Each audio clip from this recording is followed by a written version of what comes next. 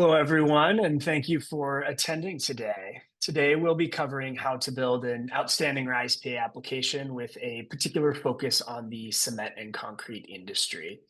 This will be recorded, and we will be sharing slides at the end.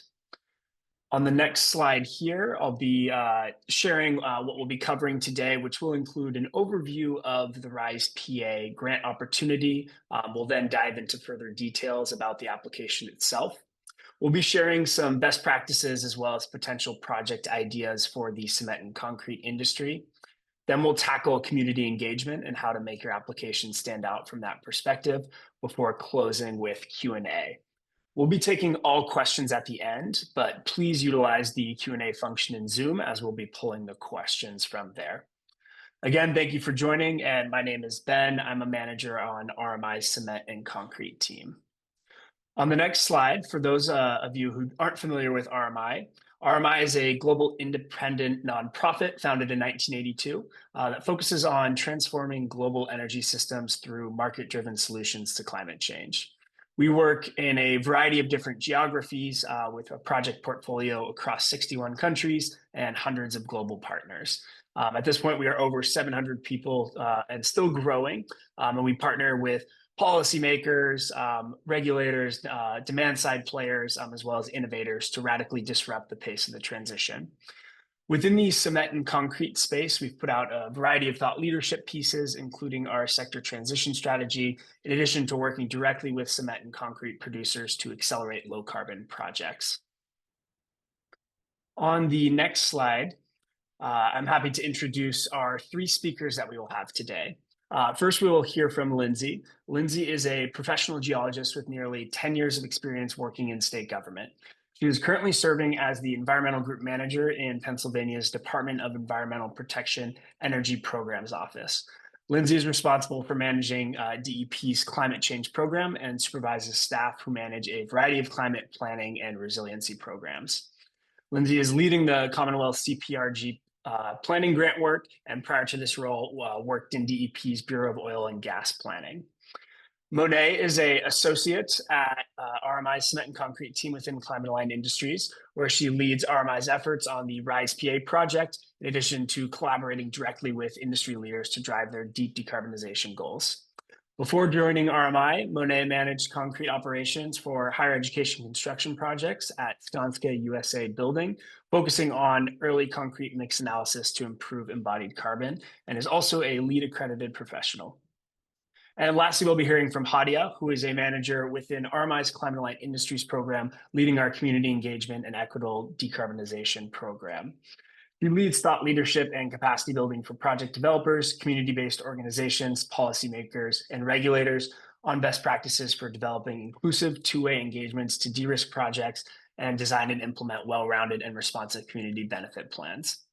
Prior to RMI, she managed the Carbon Management Research Initiative at Columbia University's Climate School.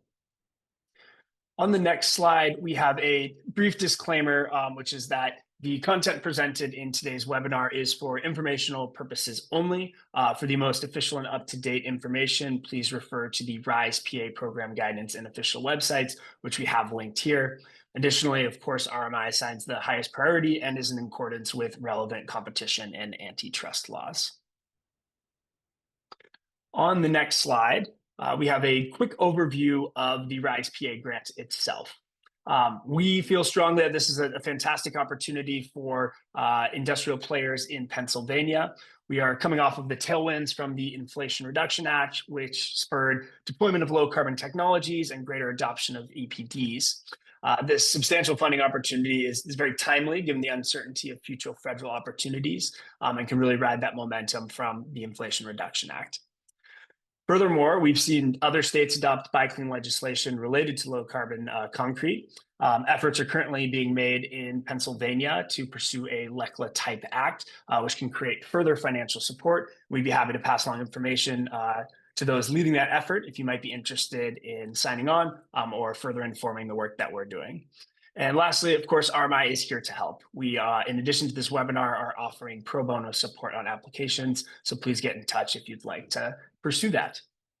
Within the RISE PA grant itself, there are 3 different project track opportunities for small, medium, and large projects. These small projects are through PennTap, whereas the medium and large projects are through DEP. This is broken up into employee size. If you have less than 500 employees at a plant site, you can apply for that smaller project.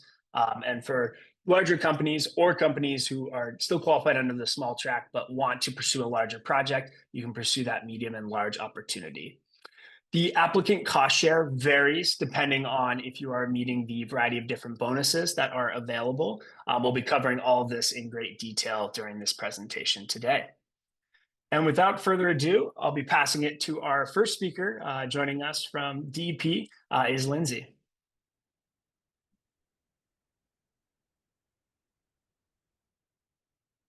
Good morning. As Ben shared, my name is Lindsay Byron. I'm excited to share with you some information on how RISE PA applications will be evaluated, as well as some key considerations to keep in mind when preparing an application. Next slide, please. So the primary grant application will require the following basic information. The selected award track, small, medium, or large, the total project cost, estimated greenhouse gas emissions reduced, the type of industrial facilities, the location where all project activities will occur, a description of the emissions reduction technology that will be implemented. This description should detail how the technology is commercially viable, a description of the project timeline, a high-level description of project financing, a description of the community benefits and the benefits to low-income and disadvantaged communities, an estimate of the proportion of total benefits occurring in each identified community, a description of how the project will enhance workforce and job quality, a description of the expected impact on co-pollutant emissions, a description of the successful management of other projects of similar size and scope, and requisite organizational and staff expertise and qualifications. And the applicant must disclose whether there currently is or potentially could be any appearance of or actual conflicts of interest. Next slide, please. Additional application elements include the need to complete a supplemental application in which applicants will provide additional information on project scope, measuring, monitoring, and verification plans, the project team, permitting, project benefits and impact, project innovation and transformative impact, and stakeholder engagement. Applicants must also answer project-specific questions about the applicable eligible project types. A technical appendix is required detailing how applicants derived their estimated greenhouse gas emissions reductions, and a required budget information must include a detailed budget, budget narrative, and financial commitment letters. Applicants must also include a signed consent from the property owner and the operator of the industrial facility where the project will occur, demonstrating approval for the proposed project implementation.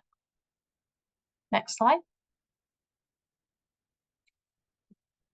DEP will be evaluating applications based on the project and quality factors listed in this table.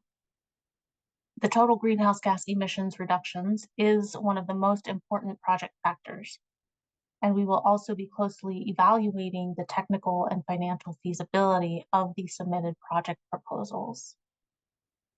Next slide.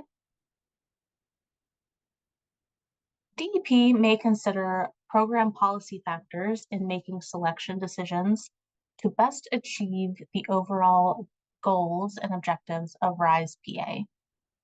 Across our portfolio of projects, DEP will be considering geographic diversity, industry and subsector diversity, technology diversity, and applicant diversity. We will also be considering the degree to which the proposed project implements innovative technologies, such as first-of-their-kind solutions with potential to transform the market as well as the degree to which the proposed project enhances manufacturing competitiveness in the Commonwealth, and the degree to which the proposed project is replicable and can be used as a model. Next slide. All medium and large scale award track applications must be submitted online through the Department of Community and Economic Development's Electronic Single Application System, or ESA. All small scale award track applications must be submitted through the Pennsylvania Technical Assistance Program, or PENTAP's, electronic application website. Applicants must submit a trade secret, confidential proprietary information notice to DEP if any documents contain confidential business information. Activities funded must be conducted within Pennsylvania and are subject to federal pass-down requirements. Because the awards will be issued, we will be issuing are considered subawards, grant recipients will be subject to EPA's terms and conditions as well. All awarded projects will also need to comply with federal requirements, including Build America, Buy America, Davis-Bacon Act, and the National Environmental Policy Act. Projects can be reimbursed for eligible costs after the date of October 1st, 2024. All application materials must be complete and received together, and we cannot accept revisions to submitted applications. Eligible projects will be awarded funding to RISE PA through a competitive selection, and we will be accepting applications continuously, and we anticipate up to 3 funding opportunities annually for the small award track applicants, each remaining open for 4 months. We anticipate up to 2 funding opportunities annually for the medium and large award track applicants. Each of these opportunities will remain open for 6 months. RISE PA will evaluate if any changes are needed to this program guidance and the applications following each funding opportunity. Additional opportunities are not guaranteed if DEP receives sufficient eligible applications to obligate all available funding. Next slide. The target period of performance for small-scale projects is 12 months, beginning on the date of the award. The target period of performance for medium and large-scale projects is 6 to 24 months, also beginning on the date of award. For medium or large-scale grantees awarded in 2025, with more complex projects that may require a longer period of performance, we may entertain requests of a period up to 3 years. However, all projects across all 3 award tracks must be completed prior to the anticipated sunset of the RISE PA program on April 1st, 2029. Any applicant who begins a project and incurs cost before receiving a fully executed grant agreement does so with the understanding that the costs may not be reimbursed. Next slide. RISE PA is a reimbursement grant program. This means that a grantee will pay all project costs and submit proof of that project costs, including matching costs, have been paid, as well as proof of project work completion to invoice for reimbursement from RISE PA. To provide grantees with flexible funding, up to 90% of the base grant award will be made available as project costs are incurred and paid by the grantee. All remaining project funds will be awarded upon completion of post-project measurement and verification, and will be subject to readjustment based on the participants' performance relative to the required greenhouse gas emissions reduction goal. The funding for the bonus awards will be withheld until after project completion, and DEP has verified that the grantee has satisfied the requirements. Next slide. RISE PA will offer grants for a wide range of projects because there is no one-size-fits-all solution to decarbonizing industry. The industrial sector is often referred to as difficult to decarbonize because there is a lot of diversity across various subsectors. and each facility almost requires a bespoke decarbonization pathway. As a result, we intentionally left the definition of an eligible project very broad, and ultimately projects must deploy one or more of the decarbonization solutions listed on this slide. One of the really exciting things about this program is that we don't yet know what all of the potential project types will be, and so we intentionally left this definition broad to encourage innovative first-of-a-kind projects. Next slide.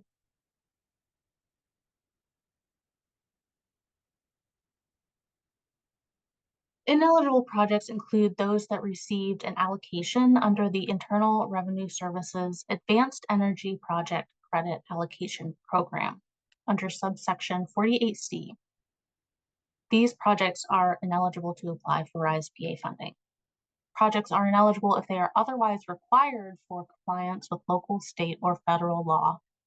This includes projects to aid regulated entities in complying with EPA regulatory requirements.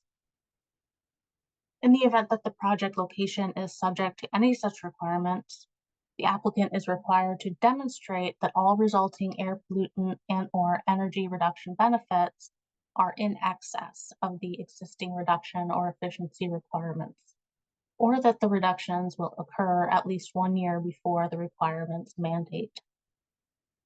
Projects proposing to plug abandoned or orphan wells are also ineligible under RISE-PA because there are already other pots of funding available at DEP for well plugging.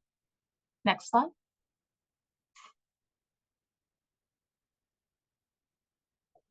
Following types of expenditures are eligible: labor and capital costs associated with project implementation, including materials, equipment, delivery, software, construction, installation, retrofitting tools, and contractual work directly related to the project.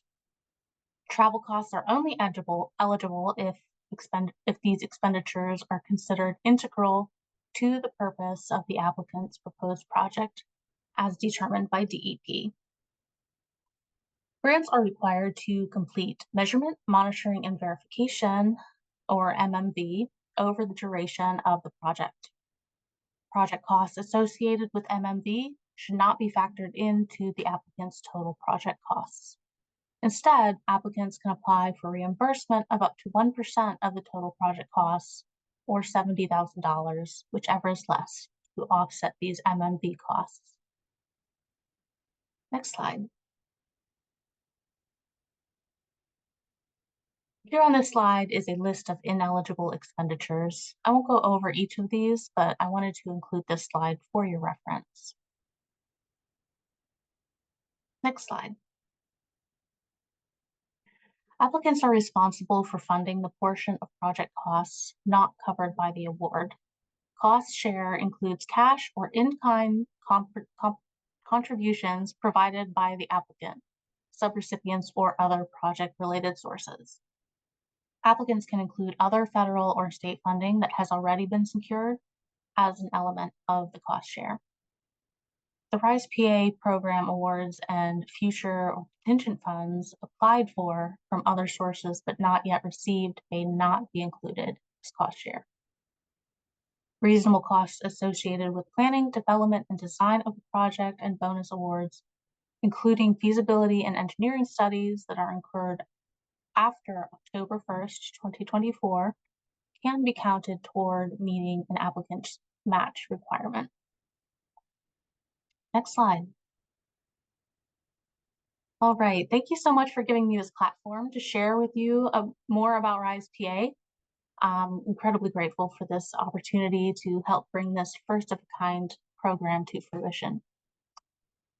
There will be Q&A at the end of this webinar, I understand. However, if you have specific questions about RISE-PA for DEP, you can submit them to our resource account email address shown here and also dropped in the chat. Thanks again for your time and attention, and I'll turn it back over. Thank you, Lindsay. Very much appreciate you being here today and sharing this information. We'll next turn things over to Monet, who will be talking about concrete and cement related project opportunities as well as best practices. And a friendly reminder to keep putting your questions into the Q&A. We'll be answering them all at the end. Thank you. Thanks, Ben, and thanks, Lindsay, for the detailed application overview. So I'll dive a little bit more into key considerations for applicants in the cement and concrete industry. This includes an overview of project ideas by award track, small, medium, and large, and then we'll cover best practices for project selection, business case, and technical components for your application. And finally, we'll wrap up with 2 impactful case studies to inspire your projects. Next slide, please. So let's start with the small award track. This award track is specifically designed for small and medium size manufacturers, which is defined as 500 or fewer employees at an industrial facility and includes projects with a total project cost of up to $1 million.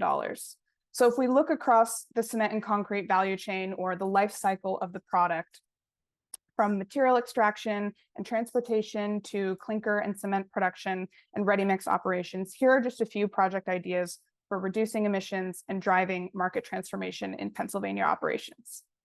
Depending on their scale, these project ideas are likely to fall under the small or medium award tracks. Now, keep in mind that the small award track is not subject to the same emission reductions as the medium and large award tracks, but the most impactful, innovative, and competitive applications will likely be prioritized for funding in this space. Projects suited for the small award track often involve more plant-specific considerations and can have a wider cost range. One example of this is if you are considering an additional SCM storage silo, you have to consider what's your on-site available space, or is site expansion required to accommodate these new silos. So next slide, please. We will move into medium award track project ideas. So unlike the small award track, the medium award track involves larger projects and can include multiple smaller scale projects that meet that 20% emissions reduction minimum.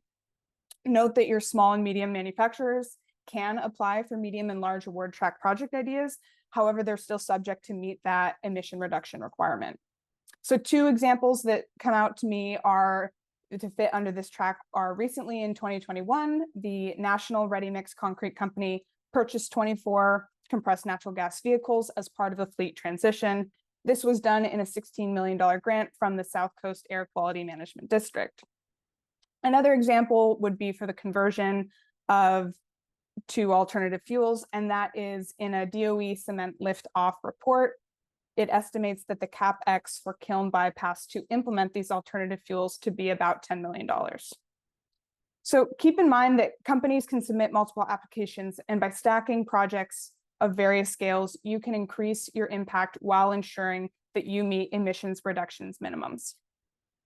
So next slide, we will look more at the large award track project ideas, which covers the highest cost and highest impact projects. Here's where innovations such as clay calcination and carbon capture really come into play. So one example is limestone calcinated clay cement, or LC3. And in this example, the DOE liftoff report and RMI's new report on the business case for LC3 estimates that kiln retrofits to calcined clay may cost up to $200 million. However, it provides great emission reductions, rapid payback periods, and operational cost savings. Another great example shown here is carbon capture. Now, early estimates suggest that carbon capture may cost more than $500 million per plant, and especially when including storage and transmission costs. However, recent industrial program grant also has awarded carbon capture costs for similar scales to this large award project costs. Now, awardees can also benefit from that tax credit 45Q. So looking at an overview of all of these project ideas, remember that this is not an exhaustive list. And the RISE PA grant focuses on driving emission reductions within the plant boundary, targeting those scope 1 and scope 2 emissions, such as the energy efficiency upgrades, process improvements, operational changes that are directly within the manufacturer's control. Emissions outside of the plant such as supply chain or third-party operations, are not included in this program. Next slide, please. So now we're going to move into more best practices for your project selection. When selecting projects for RISE PA, you target projects with significant greenhouse gas reductions, aiming for at least 40% reduction to put yourself in the best position for that max greenhouse gas emission reduction bonus. Prioritize projects that are commercially feasible and scalable, while also considering that first of a kind innovation solutions that can transform the industry. Projects that demonstrate innovation and alignment with the program goals will be highly rated in the evaluation. And keep in mind that the best solution for your facility may not be one cookie cutter size project. So clear technology descriptions and explaining how it works and why it's viable is key for your application. Moving into, next slide, please. We'll move into the business component of your application. So RISE PA is really looking for that stability and long-term effects. So aligning your project goals with RISE PA's objectives and justify that funding by demonstrating an optimized abatement cost is key for your project. Lean on examples that you have from past funding success with similar funding, or maybe examples of similar technologies that have already been used with funding like this. Ensure you're meeting that project compliance by setting clear project metrics, milestones, and addressing any risks. And finally, evaluate whether your project can be replicated or scaled to serve as a model for future initiatives. While it's important to push the boundaries of innovation, it's equally important to stay on the cutting edge and not the bleeding edge, as we call it. This means addressing those risks and planning for potential challenges. External factors that may affect the feasibility of your projects may not be the right choice for you. Projects where concrete mix optimization is affected by external factors, how can you proactively impact those risk mitigations by scheduling meetings with stakeholders to align your project goals and expectations to ensure that these projects remain on track and achievable. So by balancing that innovation with careful planning, you can maximize both your impact and project success. Next slide, please. We will move into more of a technical component review. So from a technical standpoint, it's clear that a detailed greenhouse gas emission reduction plan is essential, and document your assumptions, risks, and activity data. Listed on this slide are just a few examples directly from the program guidance of calculations tools, depending on which project type you want to choose. It's important that you measure your baseline emissions with your post project emissions with the same method in order to show a clear example of how your emissions are reducing. What's your annual and cumulative greenhouse gas emission reduction through 2025? Make sure you're being clear with that, as well as including your measurement and monitoring verification plan. So clearly define your technology solution here, how it may be unique to the industry, and how the solutions meet the goals for RISE PA. It's important to remember that the applicant in this space defines the project boundary for the industrial facility, and all scope 1 and scope 2 emissions have to be accounted for within this boundary. So next slide, we will move into a few examples of projects, looking at their costs and what that looks like cost share wise for the applicants. So here's an example of converting ready mix heavy duty vehicles to compressed natural gas. It's going to be a strong candidate for that small to medium track space. And this is a cost-effective solution that can reduce emissions by up to 20%, reducing fuel costs by up to 50% compared to diesel trucks. And one example is the CapEx for a compressed natural gas station is around $500,000 per truck conversion, which would range from about $30,000 to $50,000, $30,000 to $100,000, depending on the fleet size. And so in this example, if you have a total project cost estimated at about $1 million, the grantee is responsible for about $500,000 under the small award track, with potential bonuses lowering that out-of-pocket costs. Now, moving into the next slide, we will look at an example for a large project, and that would be LC3. So LC3 is a strong project candidate for RISE PA due to its project costs, emissions reductions potential, and regional factors. So LC3 is that limestone calcined clay cement, and it is a promising up-and-coming low-carbon SCM that can replace up to 50% of clinker and reduce concrete emissions by 40% while also reducing those operating expenses. So it's a great example and a great candidate to be eligible for that maximum greenhouse gas emissions bonus. Again, remembering that the award funding will be once the project is complete for those bonuses. It could reduce the grantees out-of-pocket costs from about 140 million to 80 million if the grantee receives all possible bonuses. So in conclusion, whether you're applying for small, medium, or large award tracks, I hope that these project examples and best practices inspire your application. Thanks so much, and I'll pass it back to Ben.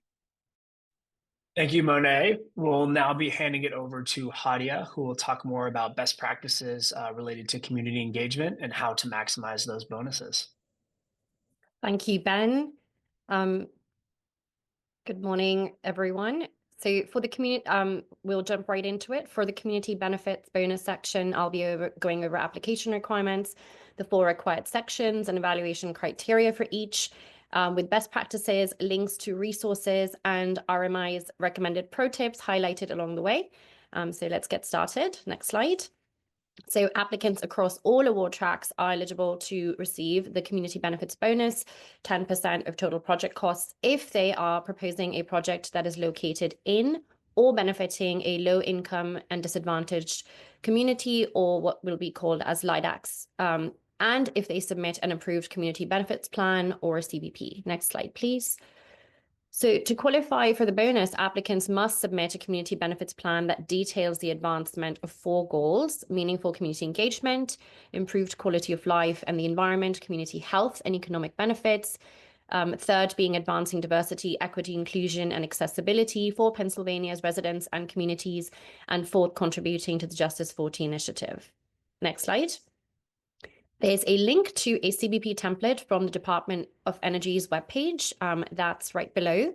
And applicants would include community interests being well represented by a diverse coalition, ensuring that there is meaningful involvement and engagement over the full life cycle of the project, and that benefit plans, as well as any binding agreements, are meaningful and responsive to the needs identified by those beneficiaries.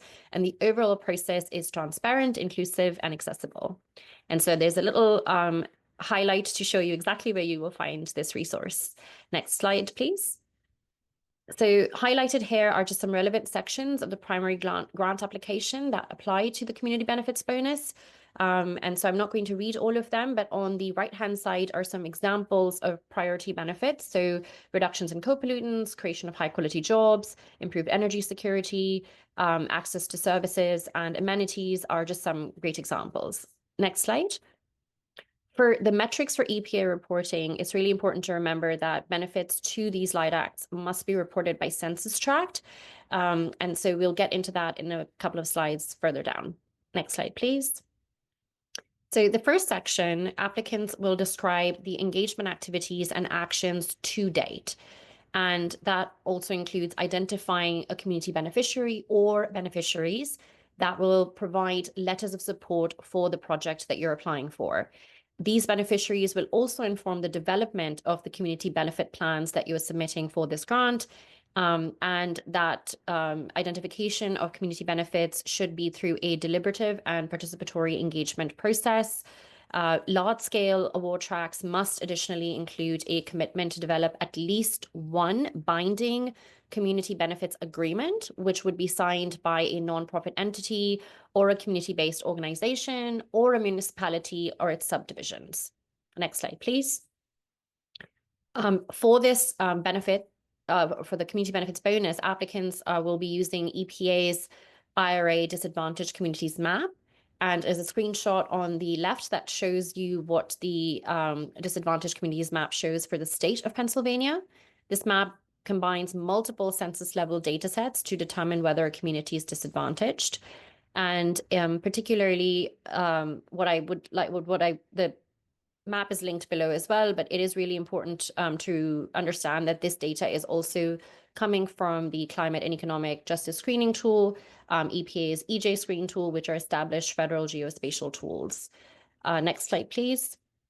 So just a quick reminder that disadvantaged communities, as defined by the executive order under the Biden-Harris administration, are historically marginalized and overburdened communities that have faced pollution and underinvestment in housing, transportation, waste and wastewater infrastructure, as well as healthcare for many decades. Next slide, please.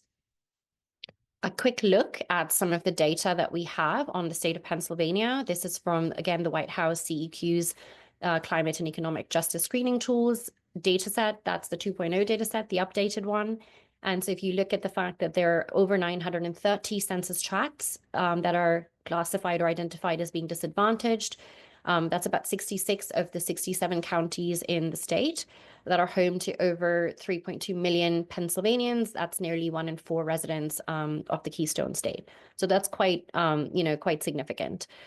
And you're able to use that map to be able to find data on a census tract level or for that exact neighborhood where your project will be sited. Next slide, please. For our applicants that are new to using geospatial tools, I've linked 2 very detailed virtual trainings as well as DOE's guidance on developing community benefit plans from conception to implementation here. And next slide. This is a non-exhaustive list of some of the common types of stakeholder groups to help with your identification efforts. And on the right are some examples of inclusive methods of two-way engagement, such as open houses or citizen panels. Next slide, please. For the requirement of letters of support, I've linked a template here and a guide, essentially a guidebook that allows you to understand how these letters will align with the scope, complexity, cost, and sensitivities of your particular project to be able to help with the formulation of these letters that have to come from community beneficiaries that you've identified. Next slide, please. Another quick pro tip, this is just a visualization. If you're newer to the process of community benefit plans or community benefit agreements, this lays out all of the potential steps you could follow to be able to get to a binding community benefits agreement. And this is just for reference, and you're welcome to look at it after the webinar. Next slide, please. I wanted to just quickly make a specific note on tribal and indigenous nation consultations. Tribes must be engaged early and often if there are projects or activities that may affect them at any point in the life cycle of your project. The primary method of engagement is to request a consultation, since the actual negotiation would happen on a government-to-government level. And a reminder is to be very mindful to not overburden them with too many requests for engagements, and to utilize a range of outreach methods, because there are many existing energy as well as broadband and inequities that exist in tribal communities. Next slide, please. Another frequently asked question is that, how do you identify traditionally marginalized individuals or groups?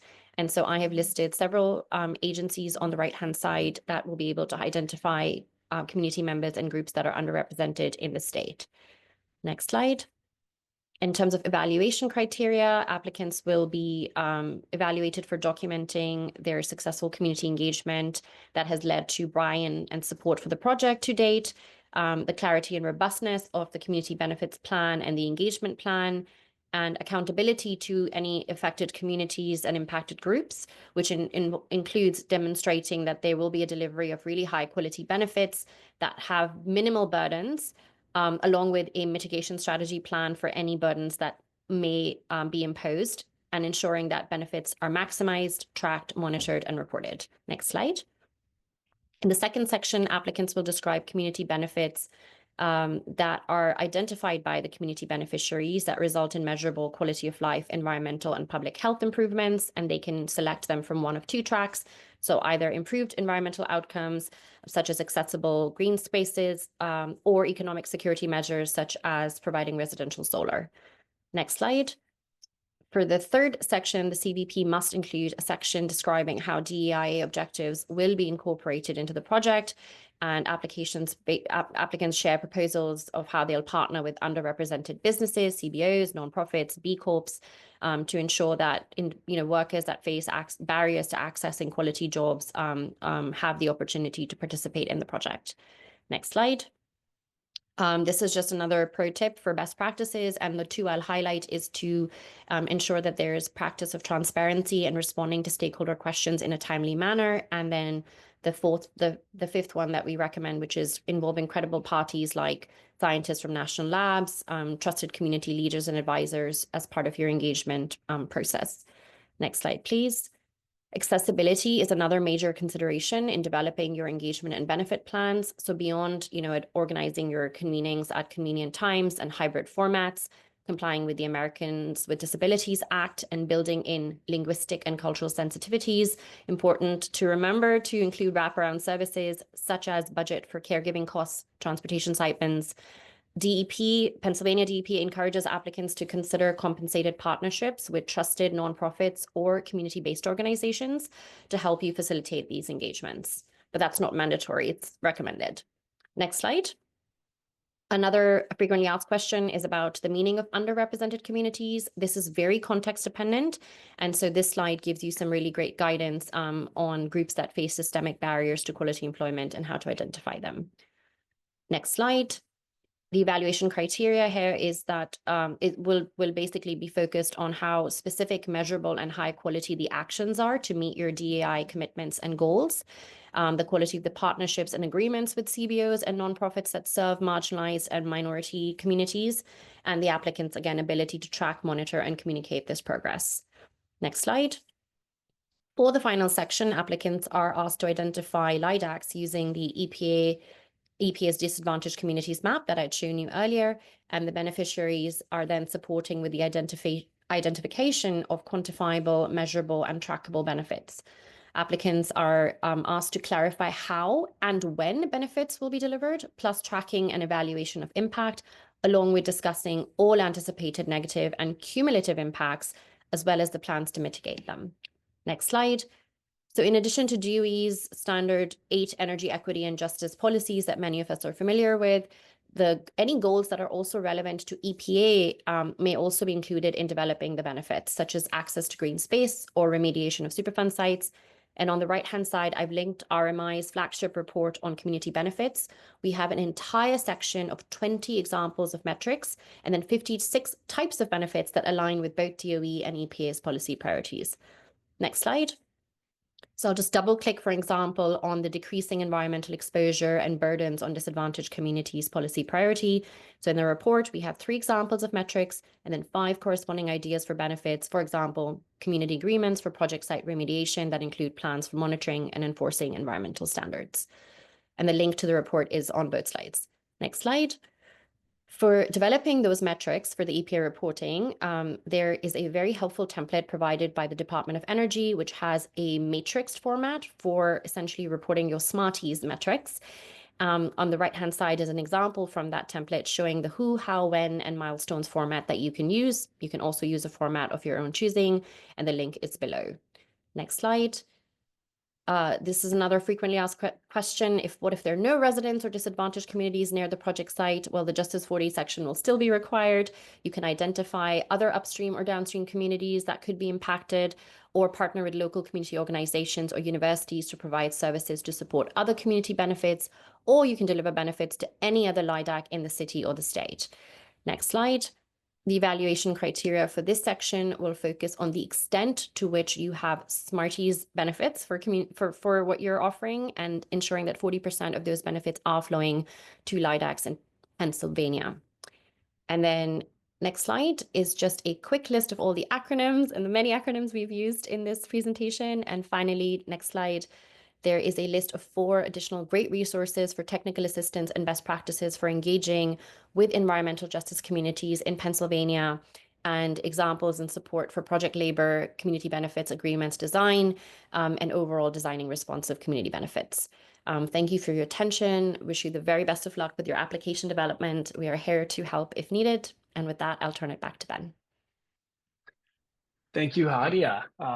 Very much appreciate our speakers today. And now we'll head into the Q&A portion. Thank you, everyone who submitted questions. We have lots to get through. We'll do our best to get through all of them. If we don't get to your question, please don't hesitate to reach out to the RMI or DEP team, and we'll do our best to support you. To kick things off here, we had a few questions around specific recommended carbon benchmarking methodologies, as well as tools that can be used to calculate your project's emission reduction benefits.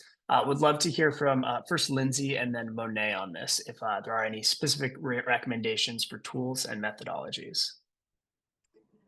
So I do apologize, but I will refer folks to our resource account to submit questions for DEP. So what I can't answer, I can be sure to get those questions to the appropriate RISE PA team member. And I'll just jump in and say that the program guidance has an appendix full of linked calculators for calculating your GHG emissions, depending on the project type that you are considering. And so I would recommend looking at that program guidance appendix. And then also, if you have more specific questions about your project specifically, reach out to that email that Lindsay provided. Thank you both. Moving into our next set of questions here, and we'll start with Lindsay again and then move to Hadia. The first question is, will this program be affected by the federal election? And a similar follow-up question was, do you see any changes coming for the community benefits considerations and their definitions with the upcoming change in administration? So again, we'll start with Lindsay and then would love to hear from Hadia. At this time, we don't anticipate any changes to our RISE PA program related to the incoming administration. But that is about the extent I can say about that. No, to echo Lindsay's point that, to our knowledge, we are proceeding at the moment, and we will await further guidance or changed guidance if there will be any. Thank you. Our next question here, coming from Lydia, but I think is probably applicable to many different types of projects. This one will be for Monet. If applying for fleet and plant improvements at one location, should they be included in the same application? Again, this is a more specific question, but of course, there's many opportunities for projects to have multiple different opportunities in one. Yeah, I'll just say that if you're focused on one location, you can stack innovations at that location. So I would say that that's likely one application, depending on how focused you get with your innovations. If things are at separate locations, those would be separate applications, again, assuming all operations are happening in the state of Pennsylvania for this grant. Thank you, Monet. Another question for Lindsay. Is there a limit on the number of projects statewide per year or in total that may receive grants? Nope, there's not a limit on the number of projects per year or in total. We will continue to accept grant applications until we have expended all funds, or until the end of our grant period, April of 2020. Thank you. And another one for Lindsay. We have a few questions related to eligibility of first foreign applicants. Are they eligible as primary or subrecipients? Additionally, is the food and beverage and cold storage industries applicable for these grants? Yeah, so I'm unsure about the foreign applicants. If you could email the resource account with that question, and I'll connect with the proper contacts. The NAICS codes that are eligible are outlined in the grant guidelines. Excellent, thank you. Our next question here, I'm actually happy to take the answer on, which is what kind of support exactly can RMI provide? And so RMI, again, in addition to this webinar, will be assisting with pro bono direct application support. This could be helping to support on project selection, so deciding which project makes the most sense for you and your company. We can provide direct feedback on your application itself, actually dive into the weeds of that project and give you feedback to put together the most competitive application. Hadia and her team are happy to support on the community engagement side of things, in particular with previous support that we've given on a variety of different statewide and federal applications. This has been a particularly challenging and new area for a lot of different industrial players. And so we've really rolled up our sleeves and gotten in there. And then additionally, we can potentially support on carbon reduction calculations as well. If you do have any further questions about how we may or may not be able to support you, please reach out and we're happy to hop on the phone and have a further conversation here.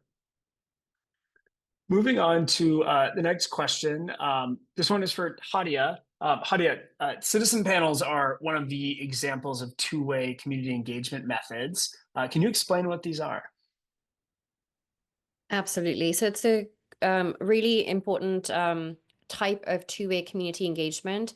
And essentially, it is a method that selects representative members of the population or your community, and they are able to engage in a deliberative process. So that basically means they're presented with information, they're able to build up their understanding and knowledge on a particular type of technical topic, for instance, like low carbon technologies.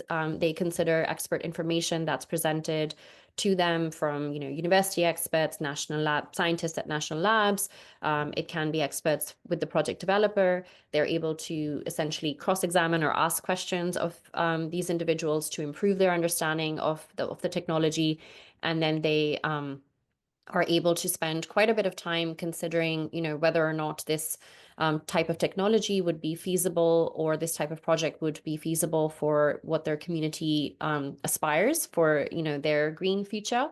The interesting piece here is that this is very different from, it's not like they have to come down with a decision on a yes or a no to a particular project.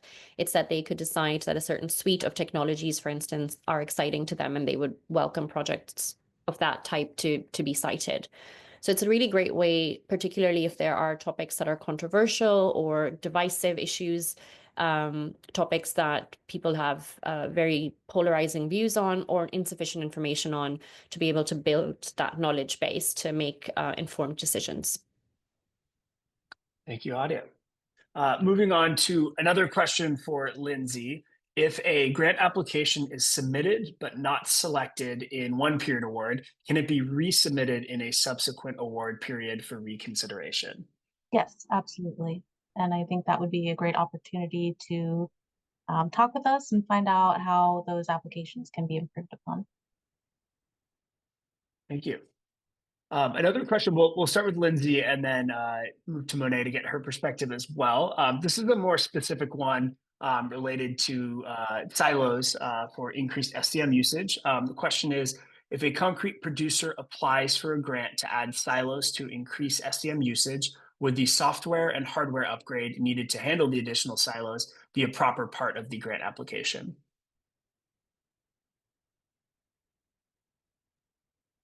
So required software is one of the eligible costs for grant applicants, but without specifics, it would be difficult to say if that particular software purchase would be applicable. Yeah, I'll just add on by saying that having that full, well-rounded description of what is required for your project, including those software and hardware upgrades, is important to lay out along with your, assumptions and key risks and considerations. And yeah, I was going to mention to review the eligible expenditures to see if that is a piece that you can be reimbursed for as part of the grant. Thank you. We'll close out with just a few more questions here. The next one is also for both Lindsay and Monet. And the question is around the energy assessment requirements for small facilities via PennTap. Do you have any guidance related to that, or are you able to point us in the right resource to find those? Yes, I would refer you to PennTap's grant guidance document on their website. And they also have some contact information for the PennTap team who are administering a small award track there. That's what I would say as well. Great, thank you. Another question for Lindsay. You did a great job laying out all of DEP's evaluation criteria. And the question is, will DEP's evaluation criteria be weighted at all? For example, is a particular project criteria more important than quality criteria or another one? Yes, so I believe that weighting is also outlined in DEP's program guidance. Greenhouse gas emissions reductions will be the most important um, evaluation criteria for these grants. Thank you. And we have another question here for Lindsay, a more specific one. Which organization is conducting the M&V, and what assumptions for greenhouse gas emissions? For example, is project life and project levelized emissions rate for PJM East being considered? Yeah, so the applicants will be required to submit their MMV protocols to us in their application, as well as will be responsible for conducting that MMV work. In terms of specific recommendations for that, I will ask that the asker email our resource account. I can forward that to more knowledgeable folks. Thank you. And Lindsay, one final question for you to close this out. When will the initial application window open? Yeah, so we anticipate it will be open before the end of this month. Thank you. Great. Well, we'll move into our closing here. Again, wanted to thank everyone for joining this webinar. We hope that it was useful. As we mentioned earlier, we will be sharing these slides and the recording publicly. It can be accessed at that QR code in the bottom right of the screen once it is available.